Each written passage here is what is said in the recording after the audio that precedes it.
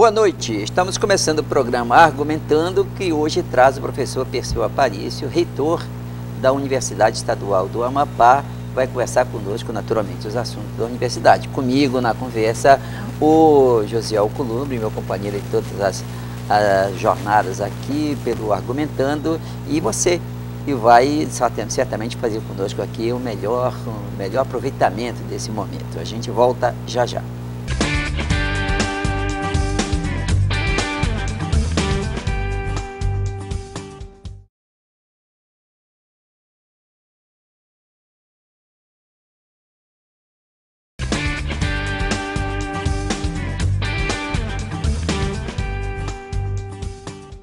Muito bem, estamos de volta agora para conversar com o reitor da UEAP.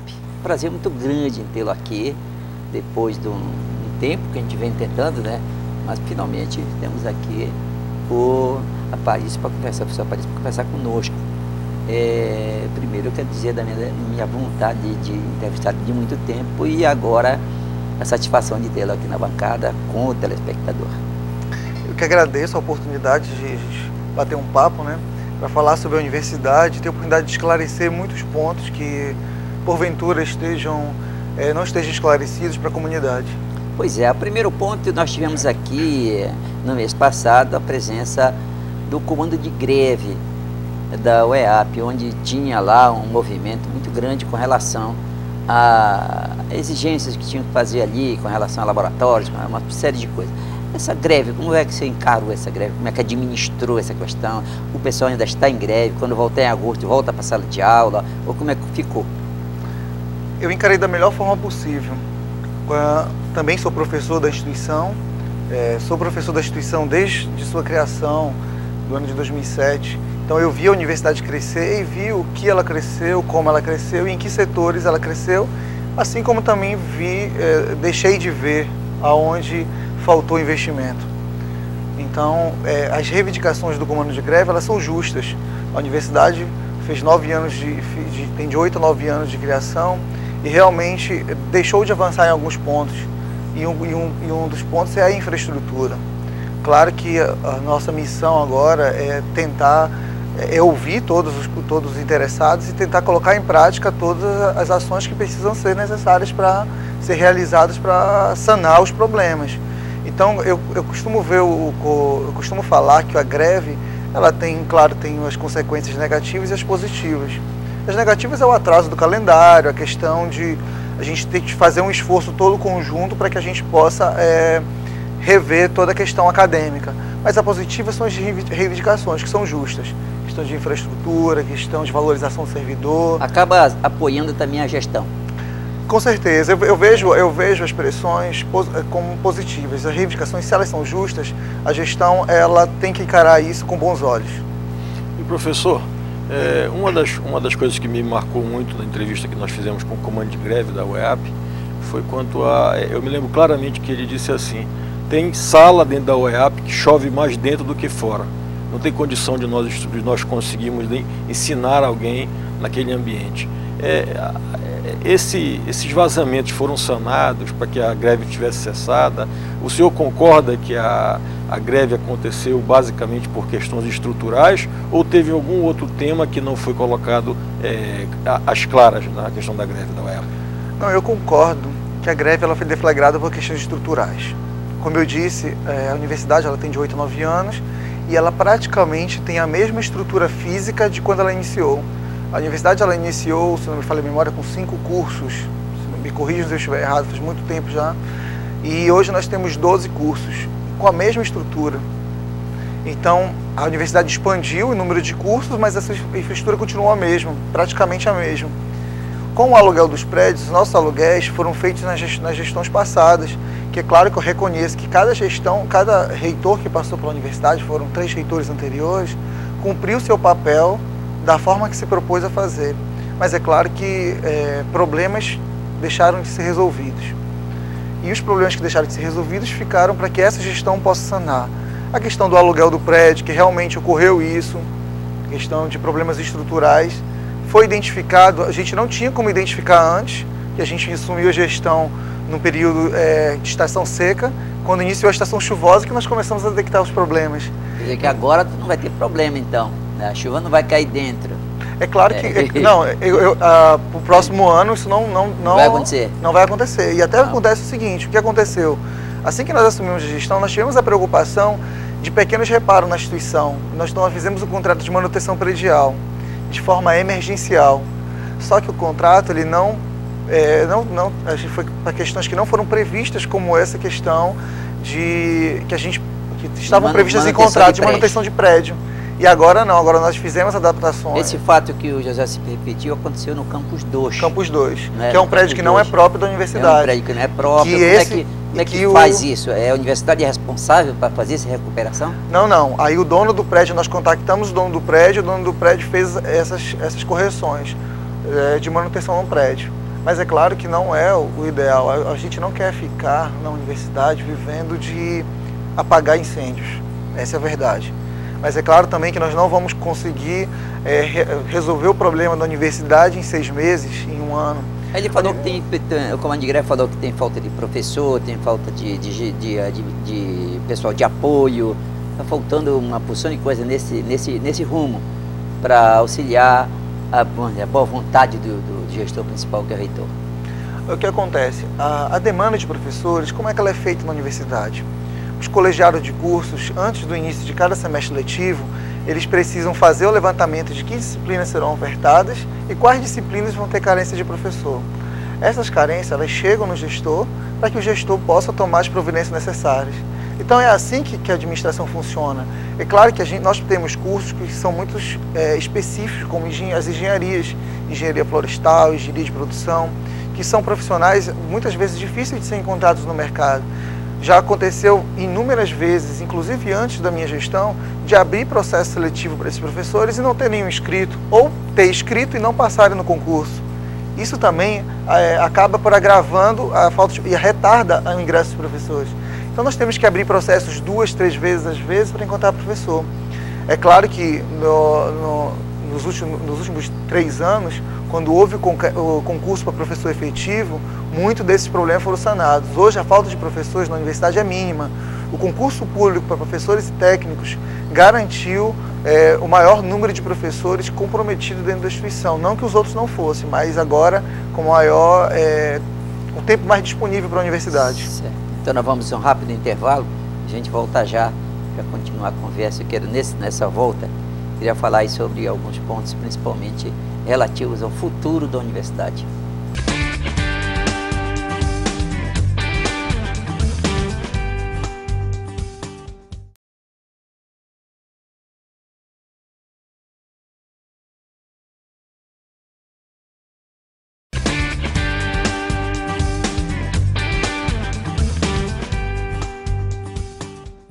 Bem, estamos de volta com o programa Argumentando, aqui conversando hoje com o professor reitor da Universidade Estadual do Amapá.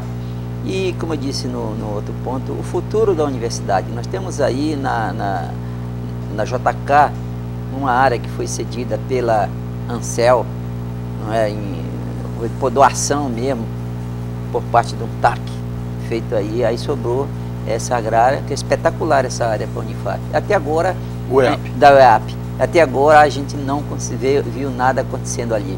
Qual é o projeto, o programa que tem para ali? Realmente é uma grande área, é uma área realmente que está num ponto privilegiado da cidade. Nós vamos ser a única universidade que vai estar à foz do Rio Amazonas. E isso, claro que para a universidade é um benefício muito grande, até porque nós temos cursos que dependem de uso de rio, como o curso de engenharia de pesca. A obra do campus JK, ela foi licitada, foi toda licitada, esteve prestes a ser lançada no ano passado. Ela já foi licitada? Ela já foi licitada. Só que o que acontece? Quando houve a greve, uma das reivindicações do comando de greve foi a revisão do projeto do campus JK. Por quê? Porque ela foi licitada, mas ela foi prevista apenas os cursos de engenharia. Então realmente deixou metade da universidade de fora. Então realmente o projeto ele tem problemas. Então qual foi uma das reivindicações do comando de greve? Fazer a revisão do projeto, de modo a garantir com que os cursos da universidade fiquem todos integrados, e é muito justo. O projeto já foi subdimensionado, então, já nasceu... Já nasceu com problemas. Subdimensionado. Já nasceu com problemas. É claro que agora, com a participação de toda a comunidade acadêmica, que foi, na agenda do servidor foi composta uma comissão de professores e técnicos e também os setores de infraestrutura do governo para rediscutir o projeto, para que se realmente a comunidade acadêmica seja ouvida. Quanto vai custar, professor Perseu, essa obra lá do campus da JK? Em torno de 42 milhões, em torno de 40 a 45 milhões. E vai chegar a atender quantos cursos, além da engenharia? A ideia é que seja atendido cerca de 8 cursos. E que foi previsto hoje, não tem como, o que tem sido discutido dentro da universidade é como nós vamos otimizar o espaço da universidade. Hoje nós temos o Campus 1, que funciona na Presidente Vargas, que é da universidade, e que nós precisamos definir o que vai funcionar daqui 5 anos nesse prédio. Então a discussão é como que a universidade vai trabalhar, para que cursos vão ser agregados na rodovia JK, que cursos vai ficar no Campus 1 da Presidente Vargas. Porque, de qualquer maneira, como é a minha universidade, todo o apoio acadêmico será que ser o mesmo no Campus 1 e no Campus JK, ou não? Com certeza, as grandes universidades funcionam assim. Sim, as grandes universidades descentralizam a questão os cursos. Da cantina, a questão dos laboratórios, vai acabar tendo em 2 lugares, ou não? Sim, porque são cursos, cada curso tem suas exigências. E é claro que para que isso seja feito da melhor forma possível, esse ano a universidade começou um seminário que não tinha sido realizado dessa maneira nas gestões anteriores.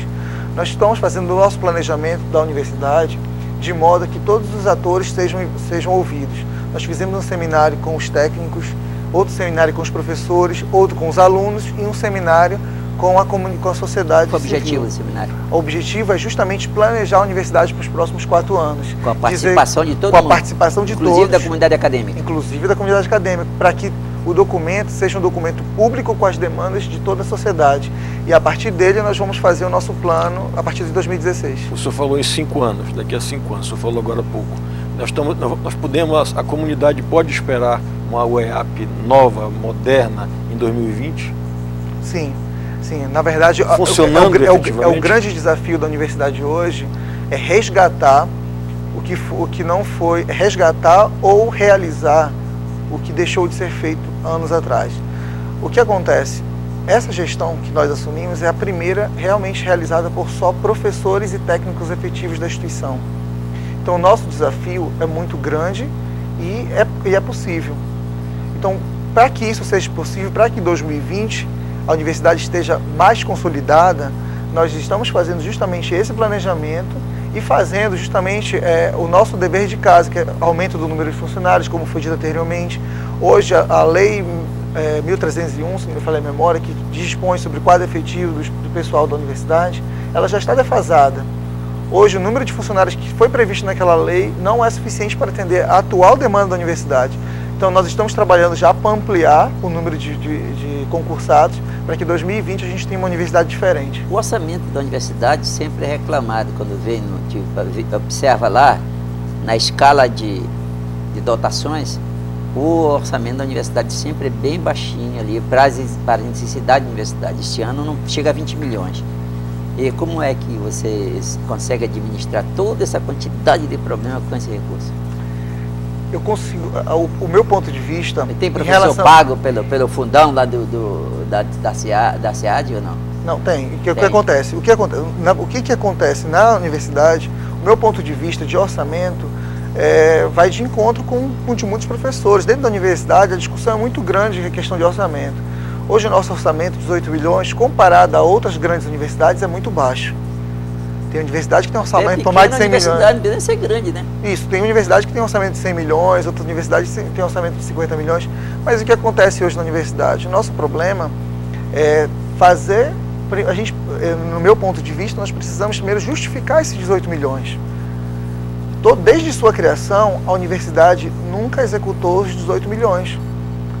Então, o nosso desafio é chegar nos 18 milhões para que a gente possa ter justificativo e dizer agora vamos aumentar. Sim, nunca executou nem o orçamento que ele tem, então. Esse é o grande problema. E assim, por que acontece?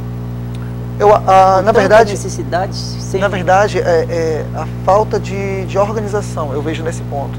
Então, falta de estrutura, digamos, para garantir a falta de estrutura, a falta de pessoal, o número de recursos humanos na universidade, ele é reduzido, como eu falei, precisa aumentar.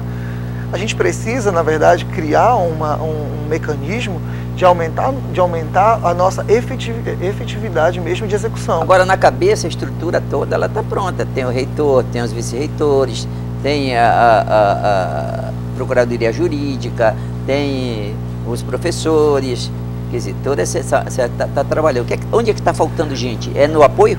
Não, na verdade, nós precisamos fazer uma coisa chamada estatuinte dentro da universidade, que é rever a estrutura da universidade. Essa estrutura que a universidade tem hoje, ela não é suficiente para executar o nosso orçamento. Vou dar um exemplo bem claro. A nossa pró-reitoria de extensão. O número de atividades que essa pró-reitoria ela tem é muito grande para o número de funcionários que ela hoje possui. Então, essa pró-reitoria de extensão, em outras universidades, ela funciona com 2 ou 3 pró-reitorias, com o número de funcionários triplicados.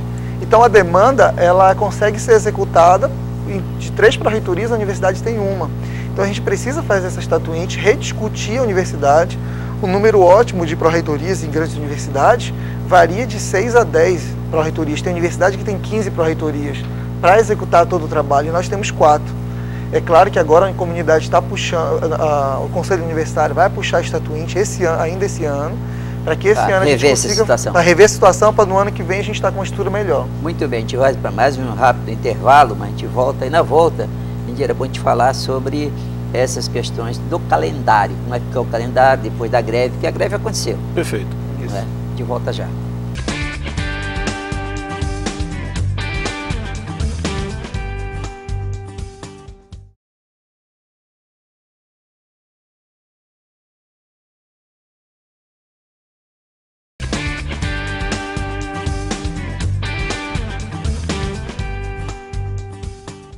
Muito bem, estamos de volta com o programa Argumentando, aqui conversando com o reitor Perseu. Eu sempre falo Perseu, depois falo da Silva, depois falo Aparício, né? Porque o Perseu é um verdadeiro guerreiro, né, rapaz? Esse Perseu, tu herdaste esse nome aí, tem essa guerra com você? Tem esse aspecto guerreiro? Tem esse aspecto guerreiro da minha forma, mas tem. Com muita tranquilidade. E como é que esse guerreiro vai enfrentar o calendário aí, que está todo com dificuldade, o pessoal está desconfiando? Será que vai ter aula mesmo em agosto? Na tua opinião, está resolvido o problema da greve? Como é que está? Não, a greve, para ser declarado o fim da greve, foi feito um acordo na agenda do servidor, que o governo se comprometeu a honrar os compromissos que foi a reivindicação dos técnicos e professores e acadêmicos. Então, para mim, a greve está superada. As aulas já voltaram. Hoje está funcionando o PARFO, que é o Programa de Formação de Professores, e em agosto as aulas voltam normalmente. Claro que agora nós vamos fazer uma força-tarefa para... Pois é, qual foi a afetação no calendário? O nosso calendário vai até janeiro agora. Então a gente vai até janeiro. A priori até janeiro. Para que no ano que vem a gente consiga... Réveillon, vamos lá bater lá mesmo, né? Vai ser ótimo. Vai ser ótimo. Claro que tem um recesso de Natal e Ano Novo, mas são consequências que a greve proporciona. Quando você se dispõe a fazer uma greve, você tem que estar disposto a recuperar o tempo perdido também. Pois é, rapaz, isso aqui é uma situação, né, que fica todo mundo aí travado, porque os programas feitos para o final de ano, para tudo, acaba as famílias sendo... A greve, inclusive, atrapalha nas questões administrativas da universidade, né? Demais, na verdade não é só aluno que perde. É mais material, porque o material continua gastando normal, mas quando devia parar em dezembro, aí não, vai continuar, então é mais material, aquele material normal, o custo, vai ser um período sem orçamento no começo do ano, esse negócio tem que ser bem pensado. Mas como eu falei, a greve ela foi justa, as reivindicações foram justas. Então, quando a greve ela tem uma pauta, uma reivindicação, que ela explica uma greve justa. Aí agora eu estou conversando com o reitor, e como é que quando o reitor acha que é uma greve justa? Então, por que não foi resolvido antes na gestão dele com aquele que poderia resolver? Porque lá o chefão é o reitor. A greve já é o ápice do desencontro, de uma falta de relacionamento. A universidade, ela tem um relacionamento interinstitucional, é claro, e ela tem também as demandas que ela precisa do dia a dia. Como eu falei, a virada de gestão, saída da gestão de pessoas que não eram da universidade para a entrada dos professores e técnicos estarem assumindo, ela tem um período de transição. É claro que os professores que assumiram, eles pegaram a casa de uma forma que nós não tínhamos conhecimento de como a máquina funcionava. Nesse período de transição, que eu até cito que no final, quando nós assumimos, era na época, querendo ou não, de um momento diferente no cenário amapaense, um momento de política, um momento que mexe com todo o Estado e que acaba atrapalhando a gestão, e que nosso momento de transição foi no início do ano, de tentar organizar a casa. Por quê? Porque hoje, apesar de nós termos uma autarquia, nós não temos autonomia administrativa e financeira ainda. Então nós ficamos sem receber alguns repasses, o orçamento do Estado só abriu no final de fevereiro. Então tudo isso atrapalha o planejamento da administração. Eu fico imaginando a minha inquietação com relação à pergunta do Rodolfo, professor, você vai me perdoar a indiscrição, é que como o senhor diz que a greve foi justa, foi correta, o senhor é o magnífico professor, ou seja, o senhor é o professor número 1 da instituição. A impressão que se tem, e talvez quem está em casa também deve pensar, e é bom que o senhor tire essa dúvida, é que o professor diz assim, olha, turma, eu não consegui resolver, a conversa não andou lá com o gestor, e eu acho que vocês vão ter que grevar para a gente conseguir levar essa reivindicação adiante. Ajude, né? Me ajudem.